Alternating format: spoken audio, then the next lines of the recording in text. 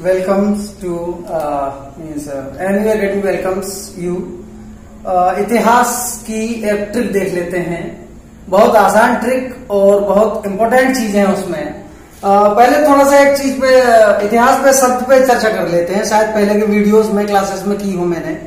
इतिहास शब्द का संधि विच्छेद किया हमने, तो हमें दो टुकड़े मिले, दो शब्द मिले, इति धन हास। हास का मतलब होता है पतन, डिस्ट्रॉय, खात्मा, विनाश, अंत। इति का मतलब होता है इस प्रकार से। जैसे मैथमेटिक्स वाले स्टूडेंट्स ने जब थ्योरम्स को, प्रमेय को पढ़ा होगा, तो हिंदी मीडियम वाले स्टूडेंट्स ने पढ़ा होगा जब थ्योरम प्रमेय खत्म होती थी तो उसके आंसर में टीचर के द्वारा लिख दिया जाता था इति सिद्धम, इस प्रकार से सिद्ध हुआ, इस प्रकार से आंसर सिद्ध हुआ। और इंग्लिश मीडियम स्टूडेंट्स ने पढ़ा होगा हैंस प्रूव्ड, तो हैंस या इति का मतलब हो गया इस प्रकार। तो इस प्रकार से पतन हुआ, हास हुआ। इतिहास का मतलब हो गया इस प्रकार से पतन हुआ। किसका पतन हुआ भाई? संस्कृति, सभ्यता, वंश, राजा महाराजा, शासक, सुल्तान, चीजें जो कुछ गुजर गई है, वॉट एवर है पास्ट, जो गुजर गई है दैट इज पास्ट, वो इतिहास हो गया। तो इतिहास काल के, प्राचीन काल के वंशों को याद रखने का द इजीएस्ट वे, सबसे आसान तरीका देखो मैं बताता हूं। एक ट्रिक बनाओ दिमाग में। हर शिशु, हर मीन्स होता है प्रत्येक, और शिशु मीन्स चाइल्ड, बच्चा, जानते होंगे आप लोग। तो हर शिशु कैसा होता है, प्रत्येक बच्चा कैसा होता है? इनोसेंट, भोला भाला, मासूम, जिसको नादान कहते हैं। तो हर शिशु नादान, हर शिशु नादान होता है। अब ये एक टुकड़ा हो गया, इसको डिकोड कर लेते हैं। हर्यक वंश, हर्यक डायनेस्टी। शिशु से क्या हो गया बोलिए? शिशुनाग वंश। नादान नंद वंश। ये नंद वंश और मौर्य वंश से तो आप लोगों को टीवी सीरियल ने काफी इंट्रोड्यूस करा दिया होगा, परिचित करा दिया होगा। चंद्रगुप्त मौर्य का सीरियल काफी चलता था। खैर आगे बढ़ाते हैं बात को।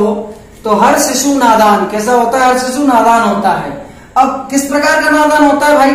तो एक शब्द आपने सुना होगा मूवीज में, सॉन्ग्स में, माशूक और माशूका। माशूक हो गया मेल, माशूका फीमेल। तो हर शिशु नादान कैसा होता है? माशूक सा, या माशूक अंधा को बोल दीजिए अंधरा सा, मतलब अंधा हो जाता है व्यक्ति जब मासूम हो जाता है, जब माशूक सा हो जाता है। तो इस प्रकार से इसे देखेंगे, हर शिशु नादान माशूक सा। तो हर हर्यक वंश, शिशु शिशुनाग वंश, नादान नंद वंश, मां मौर्य वंश, शुंग वंश, का कण्व वंश, सातवाहन वंश या अधरासा। हर शिशु नादान अधरासा। आंध्र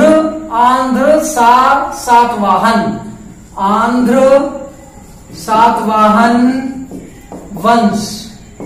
ये आपके प्राचीन काल के वंशों की एक श्रृंखला है। आंध्र सातवाहन के बाद क्या हुआ?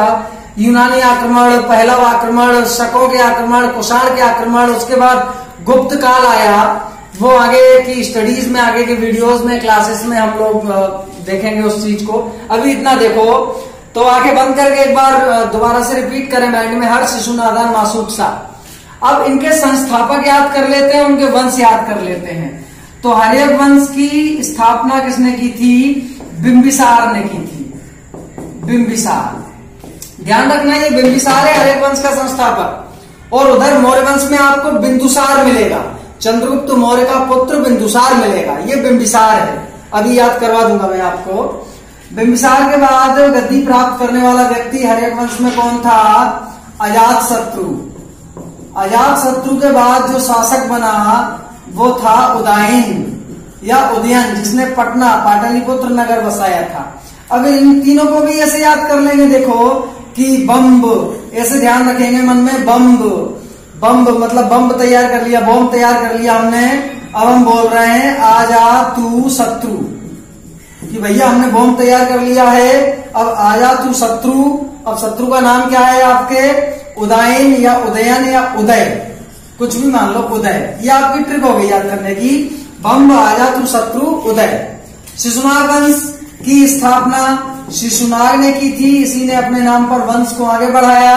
शिशुनाग के बाद गद्दी पर बैठने वाला व्यक्ति था कालाशोक। इसको याद करने का आसान तरीका दिमाग में बना लो, शिशु काला, कि भैया शिशु कैसे रंग का है, कैसे वर्ण का है, शिशु काला, तो शिशु काला, शिशुनाग कालाशोक। नंद वंश की स्थापना महापद्मनंद, जो पाणिनि के मित्र थे, महापद्मनंद, पाणिनि जिन्होंने अष्टाध्यायी लिखी थी उनके मित्र थे।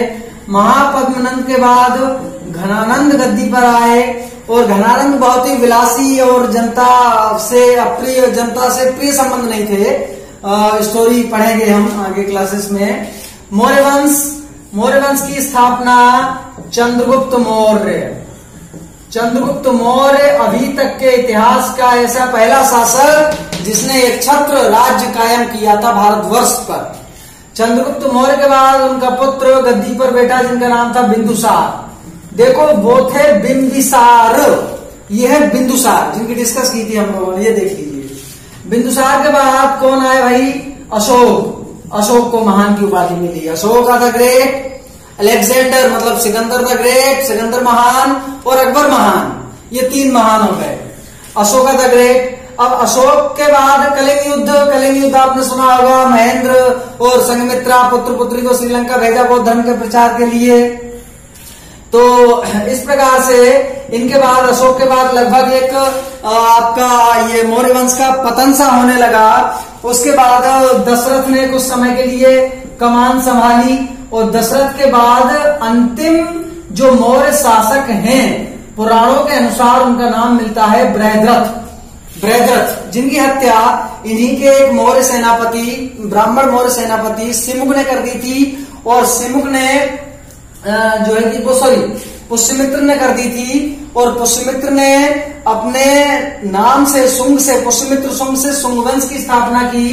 तो शुंग वंश की स्थापना की पुष्यमित्र शुंग ने, और पुष्यमित्र शुंग के बाद जो शासक आए गद्दी पर बैठे वो देवभूति या देवभूमि, दो नाम मिलते हैं इनके। एक तो देवभूति मिलता है और देवभूमि मिलता है, तो इसको पुष्यदेव करके आप याद कर सकते हैं इसको। अब इनके बाद में आपका कण्व वंश आता है। कण्व वंश यहां लिख लेते हैं। कण्व वंश की स्थापना की थी तो कड़ से ध्यान रखेंगे कि भाई कण्व तो कण में वासुदेव है, कण में वासुदेव है। तो कण्व वंश की स्थापना वासुदेव ने की, और वासुदेव के बाद गद्दी पर कौन बैठते हैं? वासुदेव के बाद गद्दी पर बैठते हैं सुशर्मा। इसको याद करने के लिए दिमाग में सोच लेना आप कि भाई कण में वासुदेव मतलब ईश्वर, भगवान विष्णु का नाम है, विराजमान है। तुम्हें सर मानी चाहिए, तुम्हें भगवान के दर्शन नहीं होते, वो तो कण में विराजमान है। तो कण में कण्व वंश की स्थापना वासुदेव के बाद गद्दी पर कौन बैठे? सुशर्मा। तो ये इस प्रकार से हो गया। कण्व के बाद आंध्र सातवाहन वंश। आंध्र सातवाहन वंश की स्टोरी थोड़ी सी लंबी है, यहां पर देखते हैं। आंध्र सातवाहन वंश की स्थापना की थी सिमुक। कहीं कहीं सिमुख भी मिलता है, कहीं कहीं सिंधु मुख नाम भी मिलता है इनका। तो सात वाहन भाई, सात वाहन चल रहे हैं, तो सिम, तो सात सिम चला रहे हैं, तो सिम सिमुख ऐसे करके जोड़ लेंगे लॉजिक इसका। तो भैया सात सिम चला रहे हैं, वाहन चल रहे हैं, तो कान काटते हो गए।